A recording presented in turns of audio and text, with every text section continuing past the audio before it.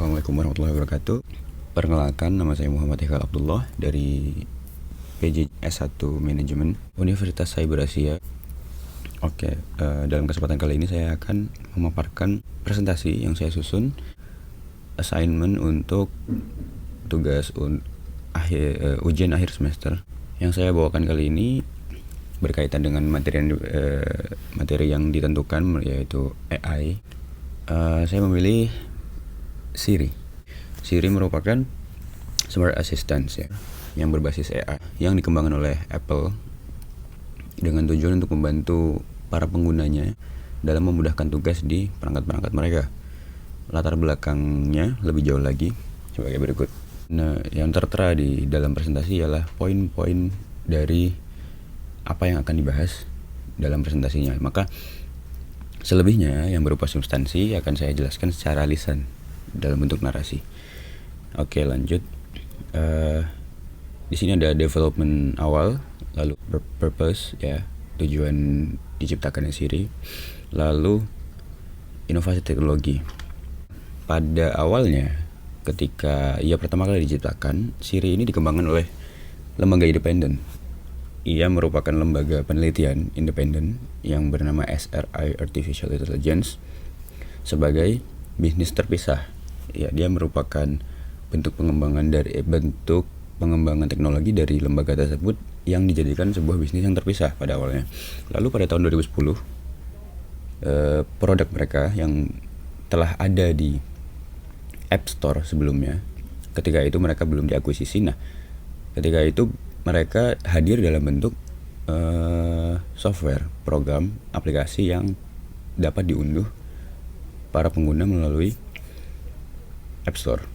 Lalu di tahun 2010 mereka mengakuisisi, Apple Incorporate mengakuisisi Siri. Lalu pada tanggal 4 Oktober di langkah selanjutnya pada tanggal 4 Oktober tahun 2011 Siri diluncurkan kembali dengan segala penyegarannya, dan kala itu Siri telah terintegrasi dengan device Apple. Namun mundur sedikit, balik ke 2010, ketika itu SRI selaku penemu awal Siri, mereka sudah berencana akan memasukkan Siri ke perangkat-perangkat dengan sistem operasi yang lainnya seperti Android dan BlackBerry. Namun ketika diakuisisi, Apple menghentikan rencana awal tersebut. Oke, lanjut. Lalu kita masuk ke purpose. Purpose, tujuan dari penciptaannya mungkin pada awal kali. Tentu inisiatifnya pasti yang utama inovasi. Yang mereka jadikan objektif ialah menghadirkan sebuah AI yang mampu memahami dan menjalankan perintah suara dengan tingkat akurasi yang jauh di atas rata-rata. Artinya ketika itu pun sudah ada produk-produk AI yang lain. Namun tujuan dari Siri ini ialah surpassing semua, melampaui semua teknologi AI yang sudah beredar di pasaran, atau yang sudah ada setidaknya, walaupun belum beredar di pasaran dan dipakai oleh publik, namun sudah ada ketika itu. Nah, Siri hendak melampaui itu semua. Tingkat akurasi yang ditingkatkan pasti jauh lebih baik dan pengenalan yang lebih baik. Lalu inovasi teknologinya. Semenjak pertama kali tersedia, Siri telah jauh berkembang. Dia jauh sekali sejak awal kali dia diakuisisi oleh Apple pada tahun 2010. Karena pada saat itu kita hitung mulai saat itu, karena saat itu lah developmentnya mulai pesat karena mereka didevelop di bawah nama Apple itu. Lalu sejauh apa perkembangannya bisa kita lihat pada hari ini. Nanti akan kita sebutkan contoh-contohnya. Bila kita membeli perangkat Apple yang baru, sudah pasti terintegrasi dengan Siri, dan kini penggunanya juga lebih bisa diajak berinteraksi dengan Sirinya, karena Siri dalam penggunanya sekarang lebih intuitif seiring dengan peningkatan kemampuan hardware perangkat kreasi Apple juga, Apple Silicon.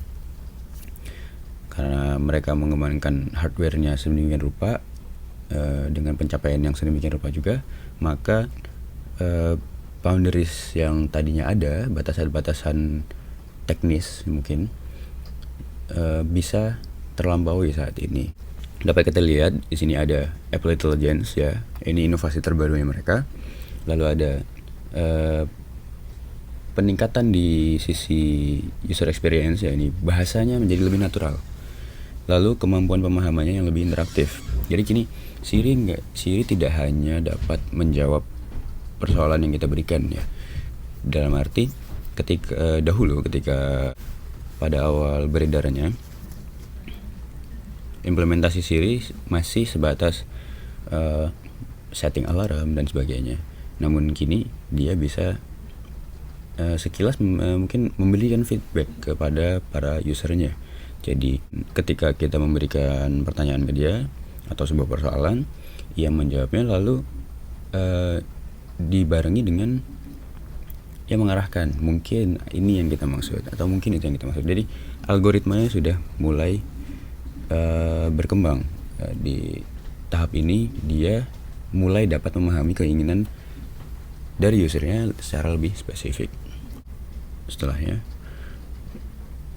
dalam slide ini ada manfaat dan kekurangan Siri. Ada human, health, search. Anggap ini tiga hal ini adalah garis besar, setidaknya dari yang saya rasakan sendiri maupun yang saya dapat dari beberapa sumber. Yang pertama human. Kita bahas manfaatnya, maka nanti kekurangannya akan kita temukan sendiri sebagai lawan dari itu sendiri. Maka dengan Siri, seorang manusia dapat merasakan fleksibilitas yang tinggi. Bagaimana cara menjelaskan hal tersebut? Contoh, kita langsung menggunakan contoh. Ketika kita sedang mengemudi misalkan, anggota tubuh kita disibukkan dengan kegiatan mengemudi tersendiri dan otak kita harus terfokus kepada jalan raya dan sekitaran, karena itu tanggung jawab kita sebagai pengendara. Nah, di satu sisi kita memerlukan hal lain untuk dikerjakan dalam satu waktu tertentu, mungkin multitasking. Dalam hal ini kita beri contoh spesifik, mungkin ketika Anda menyetir, Anda memerlukan untuk mengirim pesan atau menelpon seseorang dan yang sebagainya.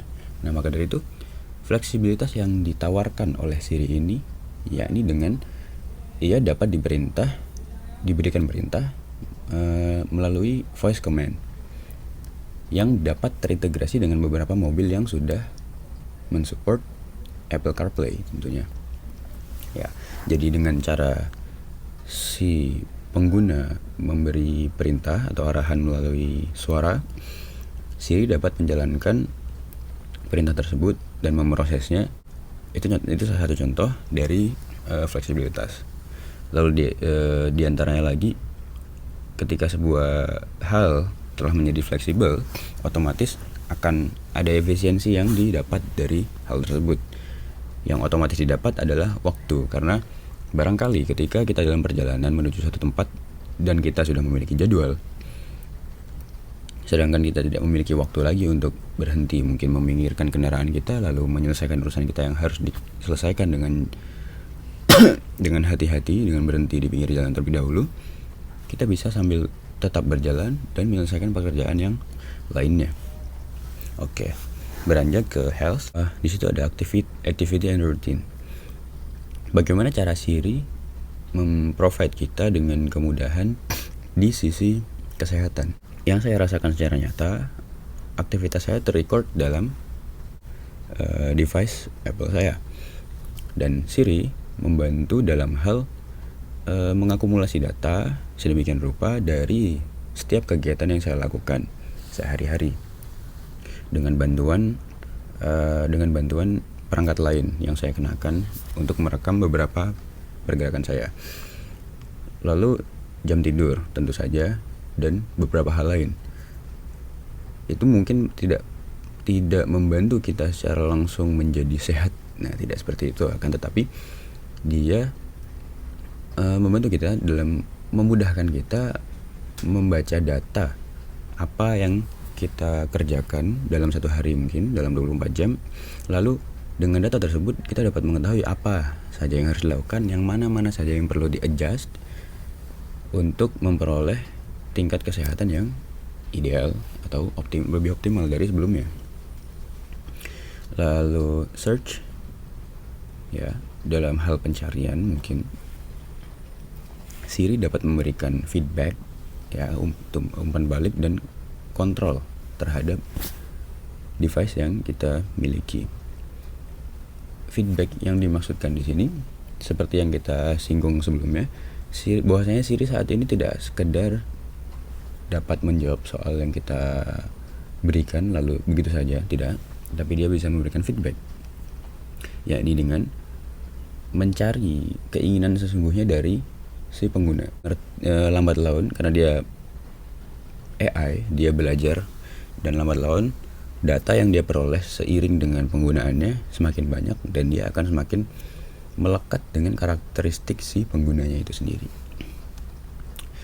Lalu kontrol, ya tentu saja dengan perangkat seperti itu yang terintegrasi dengan Siri, kita mau mengontrol beberapa peralatan yang berbasis IoT seperti lampu ketika kita menggunakan Apple Home, ya, Apple Home. Jadi rumah kita segera beberapa barang elektronik di rumah kita itu terintegrasi dengan kontrol dalam Apple device kita, maka itu semua dapat dikontrol melalui Siri.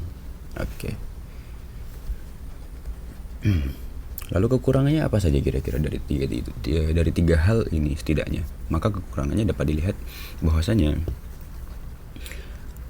memang bagi manusia didapatkan fleksibilitas dari hadirnya Siri ini, akan tetapi jika dilihat lebih jauh lagi, tentu penggunaannya tidak akan semudah yang kita rasakan saat ini ketika kita berbicara mengenai lansia atau tunanetra dan lain sebagainya, tunarungu mungkin, ya, atau penyandang disabilitas yang lainnya, dan orang-orang yang terhalang dari manfaat Siri baik secara langsung maupun tidak langsung. Contoh, ketika kita bicara tentang lansia, apakah para lansia ini membutuhkan? Apakah Siri ini dapat bermanfaat bagi mereka? Tentu akan bermanfaat apabila bisa diakses oleh mereka.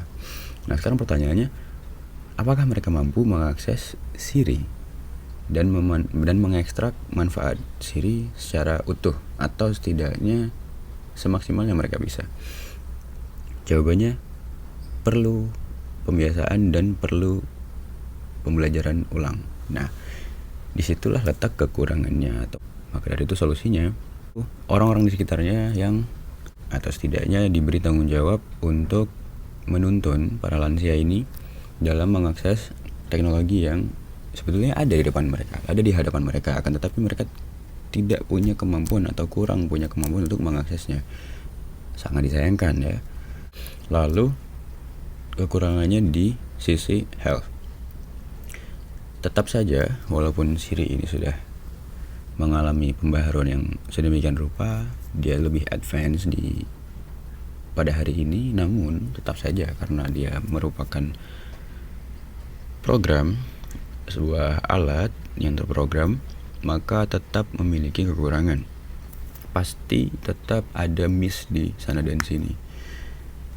Oleh karena itu, solusi yang dapat dihadirkan mungkin dari para pengguna memberikan feedback kepada para developer, itu cukup membantu mereka dalam merevisi atau memperbaiki kerumpangan yang ada di programnya agar lebih sempurna, tentu saja. Lalu dari sisi developer, tentu mereka pasti mendengar konsumen sehingga dapat diperbaiki apa-apa saja yang kurang dari sisi itu. Dan lalu search-nya, feedback and control, gagalnya Siri memahami apa yang dikehendaki oleh user atau pengguna.